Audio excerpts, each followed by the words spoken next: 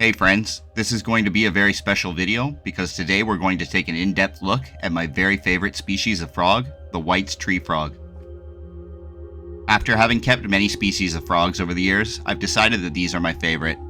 Before I get into their specific care requirements, I'd like to say that these frogs have a really cool look. They have a lot of personality and they grow to a pretty decent size. If your desire is to have a pet frog that you can interact with, then these guys are a great choice as a pet.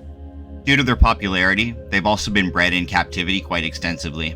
This makes them readily available and makes their price relatively low. In Canada, you can typically expect to pay anywhere from 50 to 100 Canadian dollars for a White's tree frog.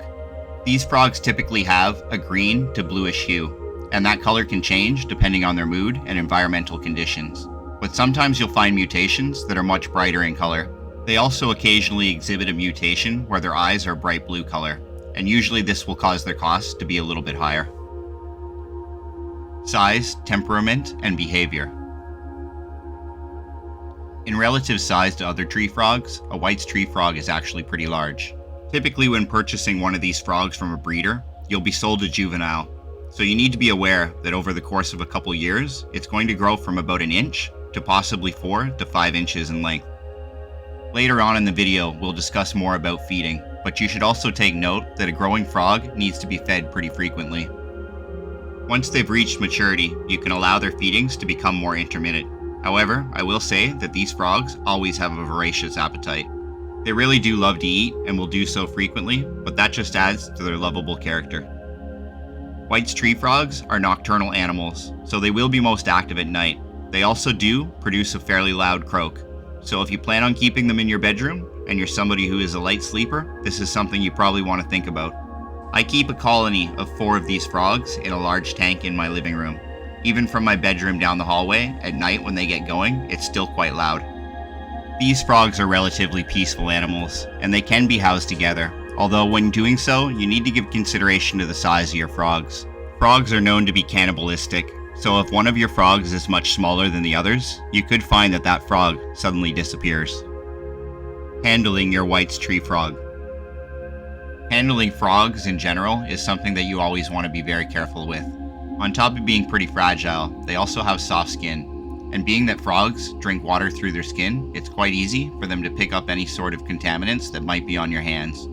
Because of this, you do run the risk of getting your frog sick when handling it. A lot of people will advise you not to handle them at all, but in my experience, it's generally okay, as long as you're conscious about washing your hands thoroughly before handling them. Also be sure to rinse off any excess soap residue from your hands, because this also can make them sick.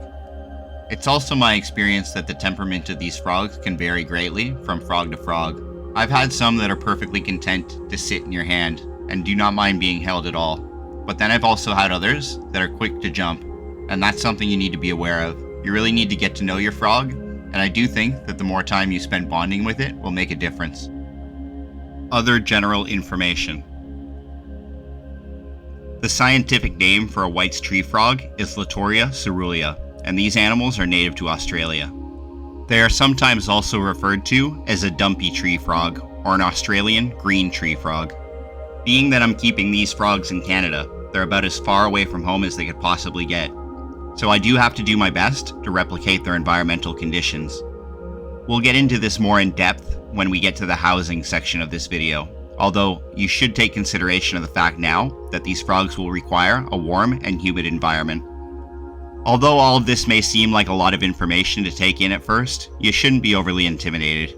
These frogs are actually seen as a good beginner for people looking to break into the hobby, and they're quite hardy. They're not particularly hard to keep alive, as long as you're careful. With proper care, one of these frogs can live anywhere from 10 to 15 years in captivity. So you will have this frog for quite a while, and that's something you need to think about. It is a commitment. Housing a White's tree frog. I'm only going to touch on this topic rather briefly. I'll give you the basics and let you know what you need to keep your frog alive. But I also would say that these frogs do exceptionally well in a bioactive environment, and I have another video that details this in great lengths. I'd strongly recommend watching this video because it gives you a great breakdown of the exact terrarium in which I keep these frogs, and it's also a great tutorial on how to keep a bioactive setup. I'll put a link to the video I'm describing in this video's description, so you'll be able to find it quite easily. Because I'm keeping a colony of these frogs, the container in which I house them is quite large and quite elaborate. Though yours doesn't need to be, there's only a few basic things that you need to keep them alive. The key elements which are required, and are the bare basics for keeping a happy and healthy White's tree frog, are an adequately sized terrarium, lots of moisture, a good substrate, some hiding places, and obviously a source of heat. The minimum size terrarium for keeping one healthy frog is 20 gallons, and if you're adding more, you'll need to size this up accordingly. I keep 4 of these frogs in a 70-gallon myself. Being tree frogs, these are arboreal animals, so it's more important to give consideration to height than width when picking a terrarium. You want to give them room to climb. Frogs need to be kept in constant humidity, and it's essential for their survival. Because of this, you'll need to mist their tank daily. Most frogs can go for an extended period of time without food, but water is absolutely essential for their survival, so this isn't something you can forget. If you don't have the time or ability to water frogs daily, then you can make use of an automated misting system, though these can get quite expensive. I also like to provide all of my frogs with a soaking dish, which will give them the opportunity to hydrate themselves when needed.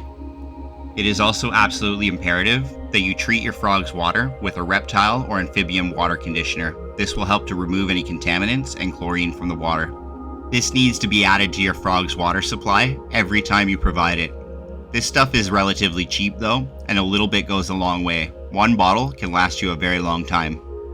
What you use for your frog substrate is not overly important, but it does need to be clean. You can't just go out into the garden and grab soil from there. I would recommend, because it's cheap and easily available, cocoa fiber. That's kind of the go-to for just about any reptile. Cocoa fiber is really cheap, it's easy to prepare, and it can be found in just about any pet shop. If you do decide to do a bioactive terrarium though, cocoa fiber is not the greatest choice. This is something you'll want to research. There's plenty of other options for frog substrate.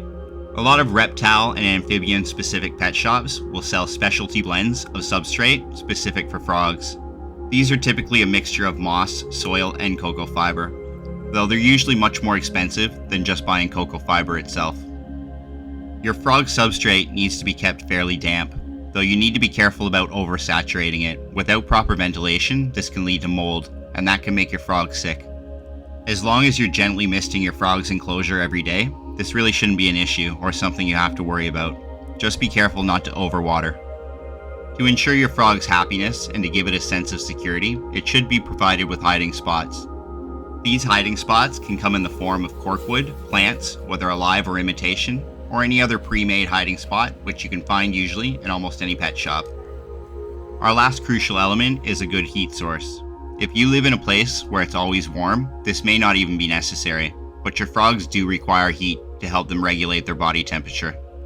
Your frog's enclosure should have a heat gradient within it.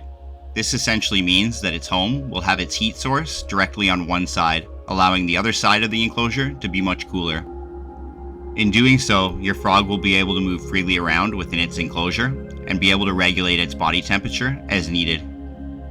There are 3 ways to go about heating your frog's home. The first, as mentioned before, would be to live in a hot place, but being that not all of us have that luxury, the other 2 options are a heating mat and a basking bulb.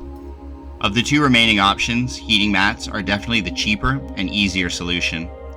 Heating mats are not overly expensive, and they're generally sold with an adhesive side. All you have to do is place them directly onto a side of a tank, and this will provide a heat gradient. Although it is my strong recommendation when thinking of your frog's happiness and longevity to go with a basking bulb. This frog's natural environment would be a place where it can be in direct sunlight, and they do enjoy basking. It's not uncommon to find them sitting on a leaf, soaking up light from a basking bulb. I also recommend a UVB light bulb for these animals, as just like human beings, they need sunlight to help them absorb essential vitamins. Unfortunately, light bulbs degrade over time, and they're not cheap, particularly UVB lights. So this is another point where you need to ask yourself if this is the right animal for you. If using lighting for your frog, there's 2 other factors that you need to consider. One should be that it needs to be on a 12-hour light cycle. In order to mimic its natural environment, it should have a 12-hour daytime and 12-hour nighttime cycle. It's also important to give your frog spots of shade. If you're using plants, this will provide good cover, but it's essential that it has somewhere to go to escape the heat if needing to do so. Feeding your pet frog. The staple diet for my frogs has always been crickets, but that's mostly due to the fact that they're very easy to find in Canada, and they're also quite cheap. Frogs are not known for being fussy eaters though, and they'll generally eat anything you offer them, whether that be cockroaches, superworms, or any other small insect. I have an entire video dedicated just to feeding frogs, and it will give you some great ideas on other things that you can feed them. I recommend you watch that as well, and you'll also find a link to that in the description below. Whatever you do decide to feed your frog, what's important is that it's healthy. For your frog to be healthy, it needs to eat healthy food. You don't want to start digging around outside or in your garden for insects to feed your frog. This can cause your frog sickness by exposing it to pesticides or parasites or any other nasty thing that it's just not used to. One other key factor, and something your frog will not survive without, is vitamin D supplementation. When kept in captivity, many reptiles and amphibians do not properly absorb vitamin D, which would normally be given to them by direct sunlight. The only way around this dilemma is to provide them with vitamin D supplementation. Luckily, this is not difficult, and vitamin powder is something you can find at pretty much any reptile shop. In order to feed these vitamins to your frog, all you have to do is coat its food within it. For the sake of an example, I'm going to use these crickets, and I'm going to place vitamin D powder within this container. I'll then add the crickets and shake it up so that they're coated nicely.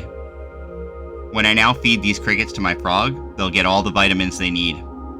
This is not something that needs to be done with every feeding, though I would say every other feeding.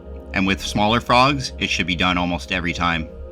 A juvenile frog needs vitamin D to help its bones grow, and failing to do this can result in metabolic bone disease.